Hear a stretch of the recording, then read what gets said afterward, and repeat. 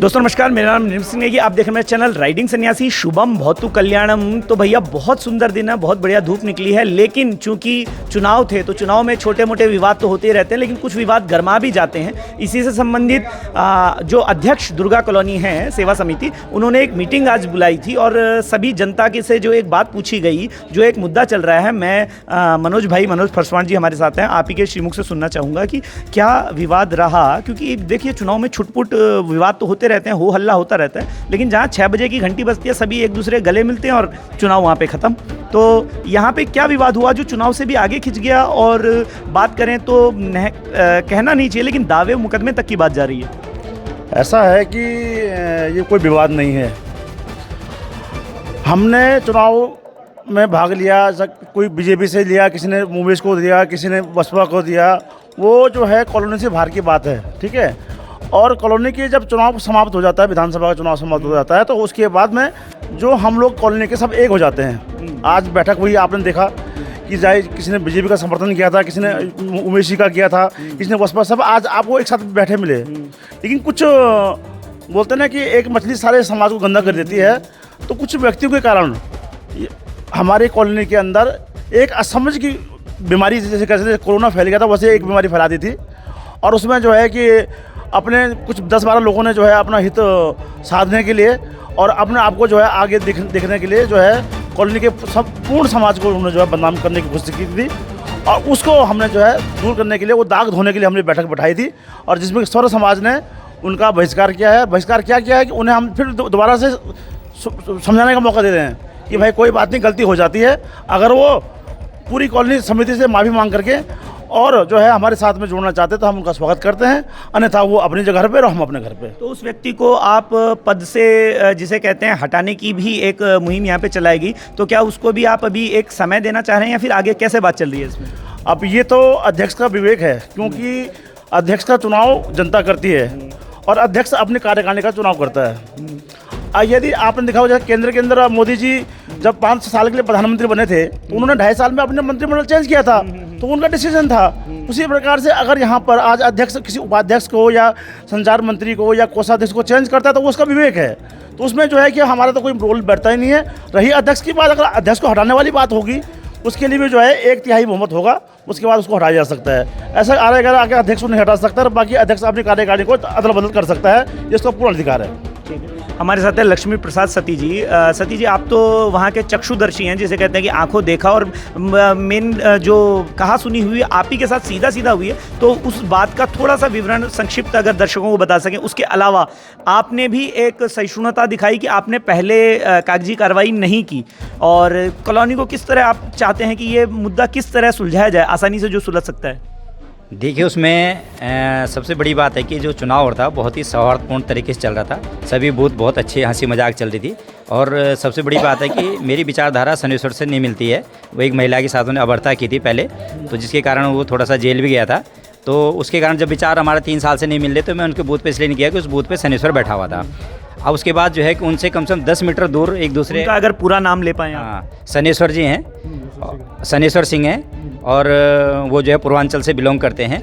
और यहाँ पर अभी क्या हुआ कि उनसे कम से जहाँ इनका बूथ लगा था बीजेपी का, एक बार रुकूं मैं, उपाध्यक्ष अभी तक थे वो दुर्गा कॉलोनी विकास समिति के शायद। हाँ, तो इन्होंने जो है नया कार्यकारिणी का वो जो अध्यक्ष तो जो सर्व समिति से चुना जाता है, और अध्यक्ष की ये अपना विवेक होता है किसको चुने। तो उन्होंने, उनकी भरसक प्रयास रहा यहाँ पे सभी समाज, सारे जो मतलब समुदाय के लोग हैं सभी कार्यकारिणी में रहें, जिससे आपस में मतभेद ना हो और ना ही मनभेद हो किसी तरह से। तो अच्छा भी लगा था कि सभी समुदाय के लोग, जैसे हमारी कार्यकारिणी जब मैं अध्यक्ष था तो हमने भी सब, हर समुदाय के लोग उसमें सब जुड़ रखे थे। तो यही होता है कि कार्य कोई किसी को बुरा ना लगे। तो उन्होंने भी अपने साथ में उपाध्यक्ष का पद दिया था, उनको सामान्य पद था। लेकिन जब हम चुनाव की जहाँ प्रक्रिया चल रही थी तो इनके बूथ पे ये बैठे हुए थे, मैं उनके बूथ पे गया ही नहीं, जबकि सर बूथ पे हम लोग गए थे। तो उसके बाद क्या हुआ कि उस जहाँ पे बूथ था 10 मीटर दूर एक दूसरे अंकल जी रहते हैं, तो उनके ऐसे विचार विमर्श चल रहा था। तो हमने कहा ऐसे कि हमारे व्यक्तिगत थोड़ा सा विधायक ने उत्तराखंड के प्रति थोड़ा अभद्र शब्द कहे थे, जिनका हम विरोध कर रहे हैं। बाकी हम बीजेपी के कार्यकर्ता हैं, रहेंगे, बीजेपी से हमें कोई बैर नहीं है और हम उत्तराखंड वाले अब गाली नहीं खाएंगे। इतना इसका कहना था। ये पीछे से आ गया और अचानक बदतमीजी करने लग गया, माँ बहन की गाली देने लग गया, जिसके इसको शायद ये जानकारी नहीं थी कि सामने कैमरे लगे हुए थे। सार्वजनिक रूप से इन्होंने जो गाली का इस्तेमाल किया, सार्वजनिक रूप से दी है? बिल्कुल सार्वजनिक रूप से, और माँ और बहन की अभद्र गालियाँ दी, जो मैं दोहरा नहीं सकता यहाँ पे। तो उसके बाद जो विवाद हुआ तो हाथापाई भी उन्होंने शुरुआत करी है। शायद उनके संज्ञान में ये नहीं था कि वहाँ पर जो है वीडियो कैमरे लगे, वो सामने जो है कैमरे लगे हुए हैं। तो वीडियो क्लिपें हमने सारी अपने पास में ले ली हैं। तो हमारे पास पूरा प्रूफ है कि किसने शुरुआत करी थी, और जिस हिसाब से इसने आरोप लगाया कि सरिया डंडे चले हैं, वो वीडियो जो है सामने के जो हैं लगे हुए अपने मतलब कैमरे लगे हुए, उसमें पूरी तरह से प्रूफ करता है कि हमारा हाथ में कोई डंडा सरिया कुछ नहीं था। और वर्तमान में जो हमारे विधायक जी कुंवर प्रणव जी, दिव्यानी मैडम जो चुनाव लड़ रहे हैं, उनका भी उसने बहुत मतलब जो एक तरफ कहते बड़ा मूर्ख बना रखा है। इतनी बड़ी चोट नहीं है जितना बड़ा उसने इशू बना दिया उसको, और वो बिना पट्टी के घूम रहा है। वैसे इतना बड़े थोड़े से खरोच आ रखी है, लेकिन उसने बहुत बड़ा इशू बना दिया। और इशू इसलिए बनाया कि वो भूतपूर्व सैनिक है बोल करके कि सांत्वना बनी रहे, जबकि वो गुमराह कर रहा है। अगर दिव्यानी मैडम भी चाहेंगी कि अगर, या थानेदार को हमने बता दिया है, वीडियो क्लिप दिखा दी है, उन्होंने भी हमारे से पेन ड्राइव में मांगी है वो वीडियो क्लिप। तो अगर दिव्यानी मैडम भी या कुंवर प्रणव जी भी अगर सच्चाई को जानना चाहेंगे तो बिल्कुल हम उनको भी वीडियो दिखा देंगे कि किस आदमी की गलती है। और गलती के आधार पे हमने अभी तक इसलिए रिपोर्ट नहीं करी कि हमारे वर्तमान अध्यक्ष जी ने कहा कि नहीं रिपोर्ट नहीं करनी है, कॉलोनी में से मैटर है, कॉलोनी का मैटर हम चल जाएंगे। ऐसा नहीं है कि मेरे पास भी उनकी महिला के द्वारा भी मेरे पे खरोच है, मेरी शर्ट फटी गई है, मेरे साथ भी मारपीट हुई, सुबोध हैं उसके साथ भी मारपीट कर गई।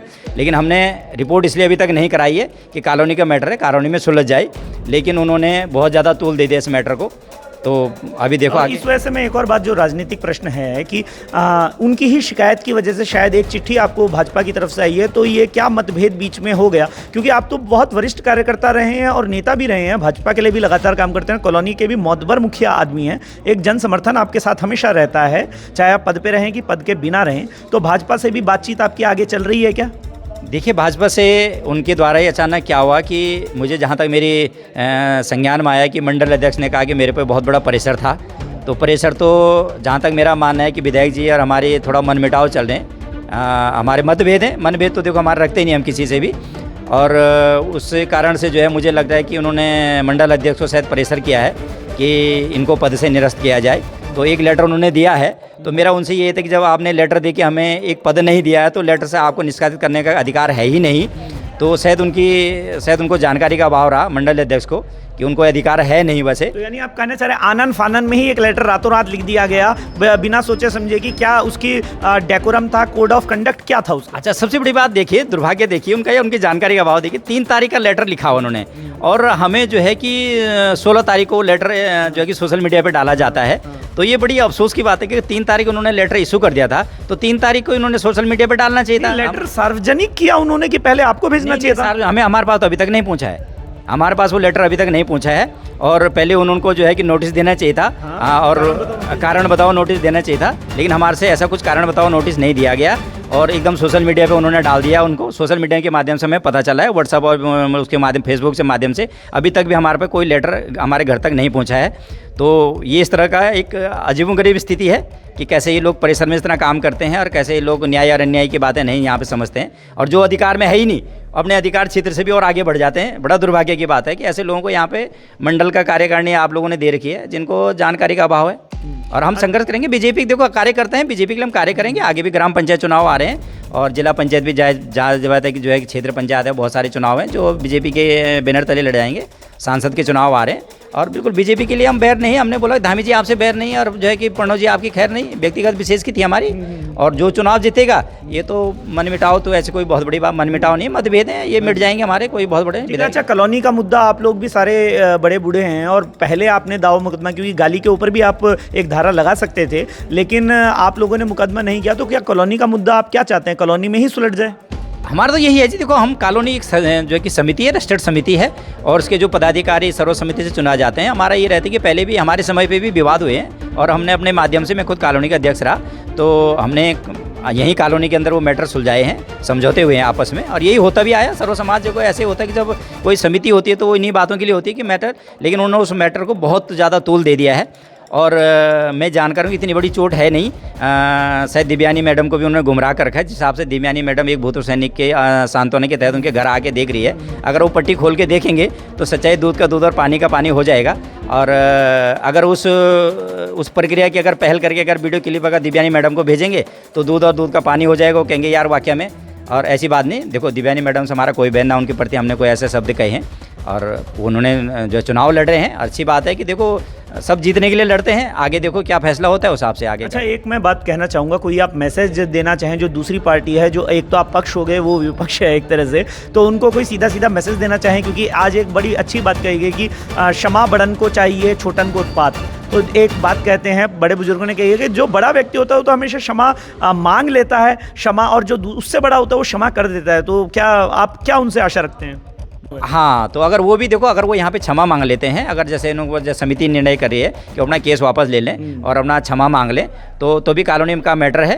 और अगर हमारी तरफ से कोई ऐसे लगे उनकी कोई ठेस पहुँची होगी तो सर्वसम्मति जो चाहेगी वो कॉलोनी समिति से होगा, सर्वसम्मति से होगा। हमें उसमें कोई एतराज़ नहीं है कहीं से। सतीश जी ने बहुत ही बड़प्पन की बात कही है, लेकिन एक बात इनकी भी थोड़ी सी ये है कि पहले उस तरफ से क्षमा आए तो हम भी अपनी जो छोटी मोटी गलतियां हैं उसके लिए हम भी क्षमा मांगे, कॉलोनी में सौहार्द बना रहे और समरसता जो बनी रहे, जो रस है विभिन्न वर्गों का, विभिन्न धर्मों का, विभिन्न पंथों का, विभिन्न मतों का, सबका समावेश हो। दुर्गा कॉलोनी इस तरह, जैसे एक गुलदस्ते में कई फूल होते हैं, तो वैसे ही कई किस्म के कई वर्णों के लोग हैं, वर्ण भी नहीं कहेंगे, कई समूहों के लोग हैं, किसी राज्य विशेष से आते हैं, लेकिन फिर भी एक कॉलोनी बनाते हैं। तो दुर्गा कॉलोनी में सांप्रदायिक जो सद्भाव है वो बना रहे, ऐसी आशा के साथ मैंने की। धन्यवाद।